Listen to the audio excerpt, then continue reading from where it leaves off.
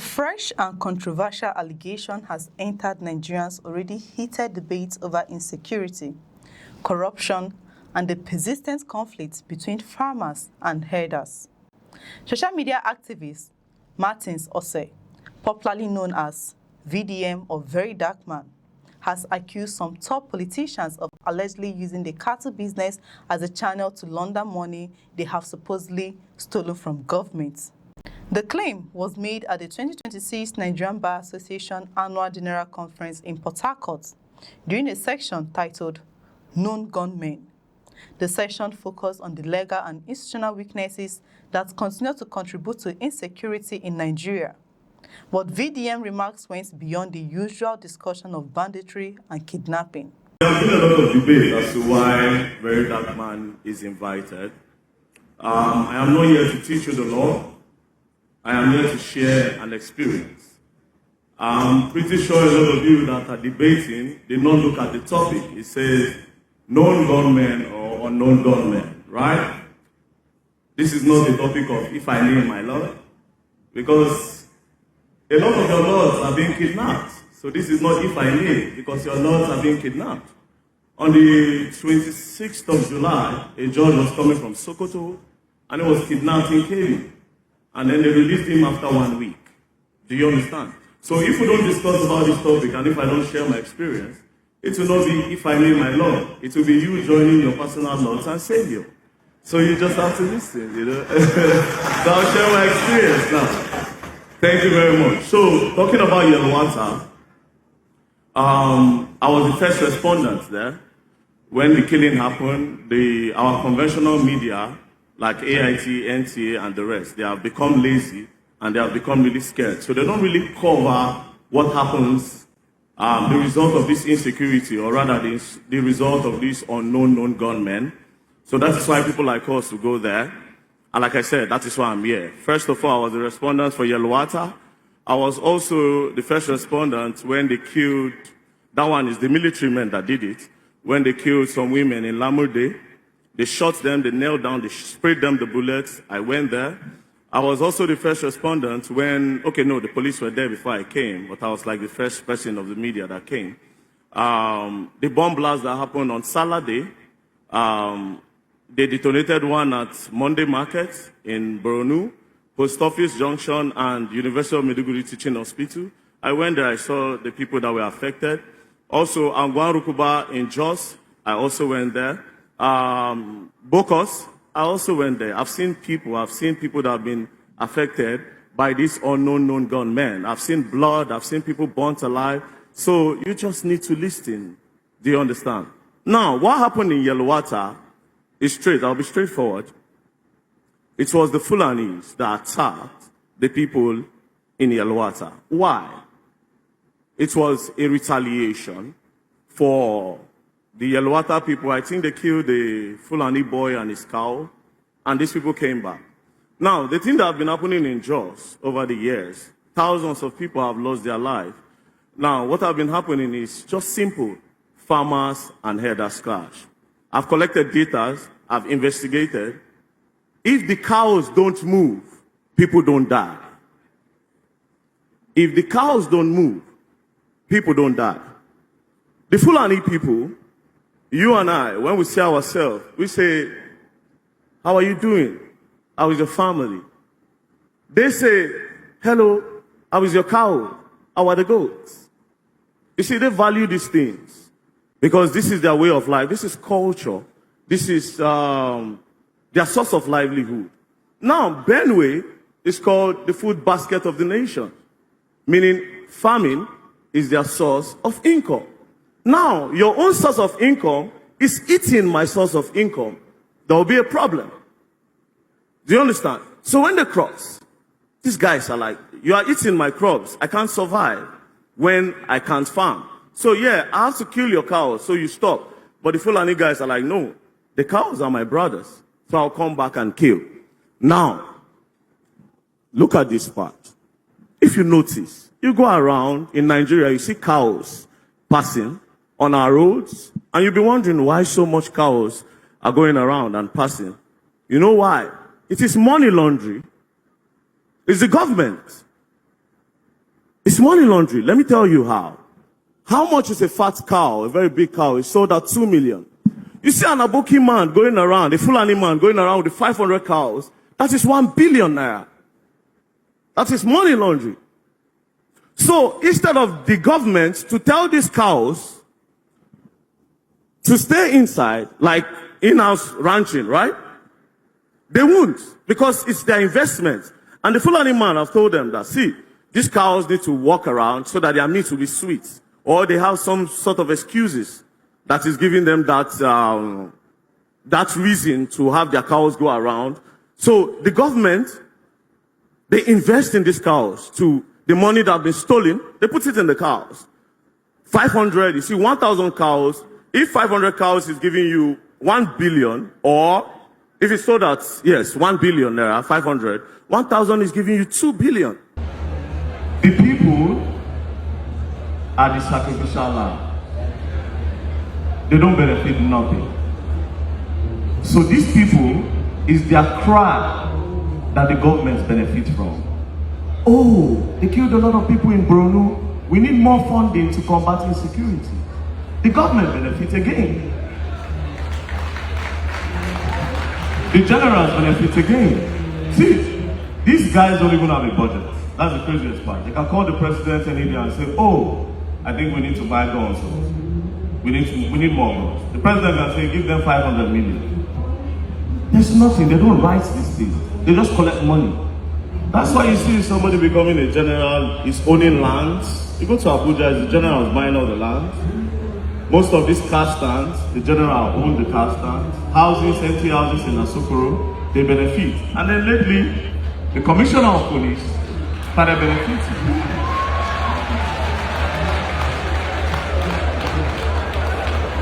Like I said, everything is the government. The customs will seize contraband goods, rice. But you don't know how guns are entering Nigeria.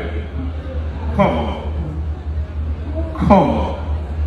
So the people never benefit. Everything, I'm telling you, everything is the police, is the military, is the custom, the immigration. Everything is the government. He presented an unusual theory about why cattle are still allowed to move freely across communities instead of being kept in ranches. According to him, the reasons is not simply tradition or resistance to modern ranching.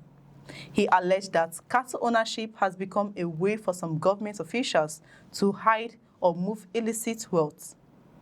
And that accusation immediately raises a much bigger question.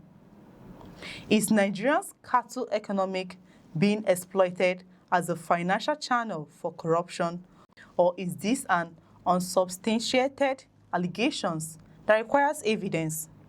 VDM argued that Nigerians should look differently at the large herds of cattle frequently seen moving through streets, farms, and communities. He questioned why cattle are still allowed to roam freely when ranching could provide a more controlled system of livestock management. According to his claim, the cattle business can involve enormous amounts of money. He gave an example saying that if a fat cow is worth around 2 million naira, a herd of 500 cattle could theoretically represent about 1 billion naira in value. He then argued that 1,000 cattle could represent approximately 2 billion naira. Using those figures, VDM alleged that politicians could place money into cattle investments and use the animals as a means of disguising or transferring allegedly stolen public funds. But this is where an important distinction must be made. These are allegations made by VDM, not established facts. The claims will require evidence from financial investigations, asset records ownership, documentation, or law enforcement agencies before they could be treated as proven. Still, his argument touches on a much larger and a very real debate in Nigeria, the long-standing conflict between farmers and herders. Across several parts of the country, disputes over grazing routes, access to farmland, water, and land ownership have contributed to deadly clashes. Farmers have repeatedly complained about cattle destroying crops. Herders, on the other hand, have faced accusations of trespassing, while some have also been victims of attacks, cattle rustling, and violence. The question of open grazing versus ranching has therefore become one of Nigeria's most politically sensitive agricultural and security debates. VDM's argument is that ranching could help address some of these problems. If cattle are kept in designated ranches, livestock owners can have greater control over their animals. Farmers could have greater protection for their crops, and the constant movement of large herds through communities could potentially be reduced. But implementing ranching on a large scale will require substantial investments, land, infrastructure, veterinary services, and cooperation between governments and livestock owners. It will also require addressing the economic realities facing herders.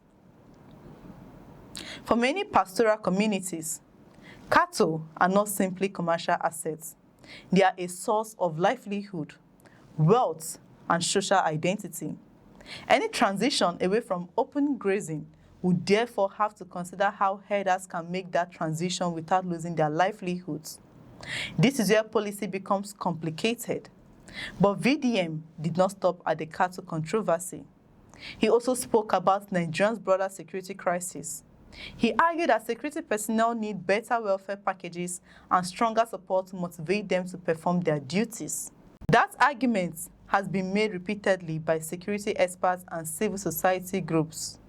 Police officers and soldiers working in high-risk environments face significant challenges. They are expected to confront terrorists, kidnappers, armed robbers, and other violent groups, often under extremely difficult conditions. The welfare of those personnel can therefore have a direct impact on morale and effectiveness. VDM also highlighted another major challenge: Nigeria's population. He argued that the number of police officers and soldiers available is simply insufficient to protect a population of more than 200 million people. That raises an important question. Can the government realistically provide effective security for every community using only conventional security forces?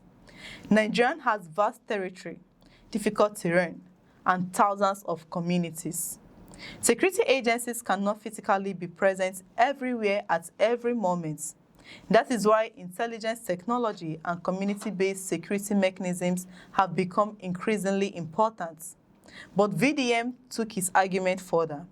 He called for softer laws that will make it easier for citizens to obtain guns for self-protection. And this proposal is likely to generate serious debates. Supporters could argue that citizens living in remote areas should have some means of protecting themselves when security forces are unable to respond quickly. But opponents could warn that making firearms more accessible could increase the number of weapons in circulation and potentially make violent crime even more dangerous. Nigeria is already dealing with armed banditry, kidnapping, communal violence, and illegal weapons. The question, therefore, is whether wider access to firearms would improve public safety or create another security problem. There is also the issue of regulation.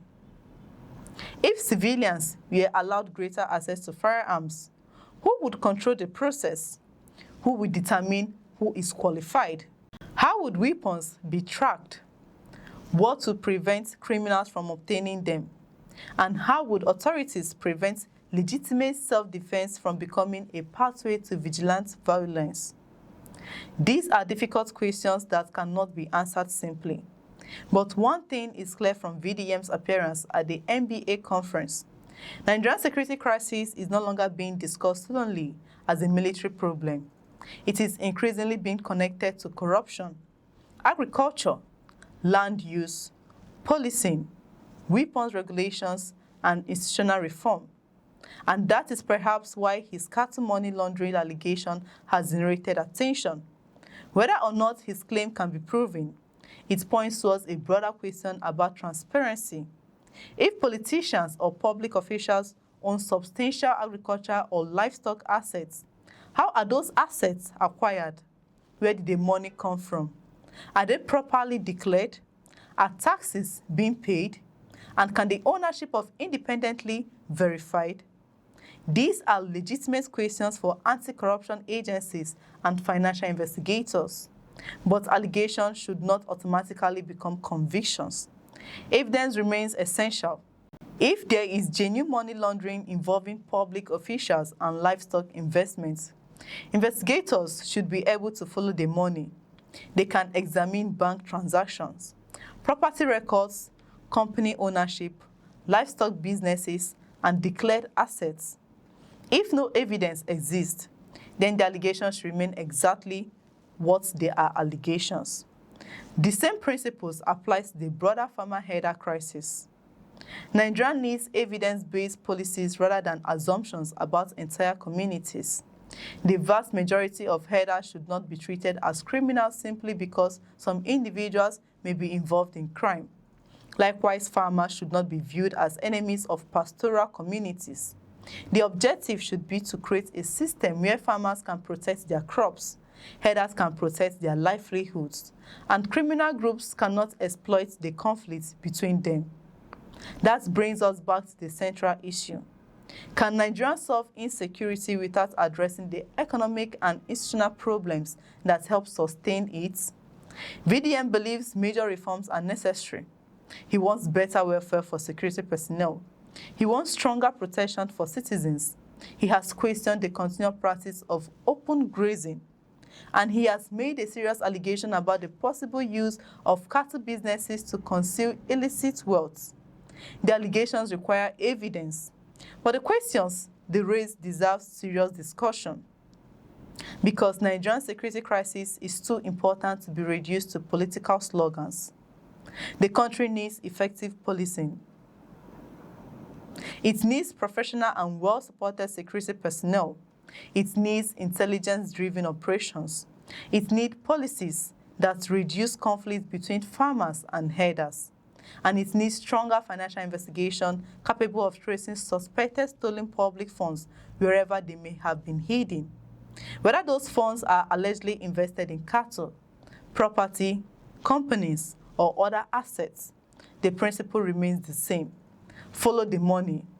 If public funds have been stolen, those responsible should be investigated and prosecuted based on evidence. If cattle businesses are being used for legitimate investments, their owners should not be criminalized without proof.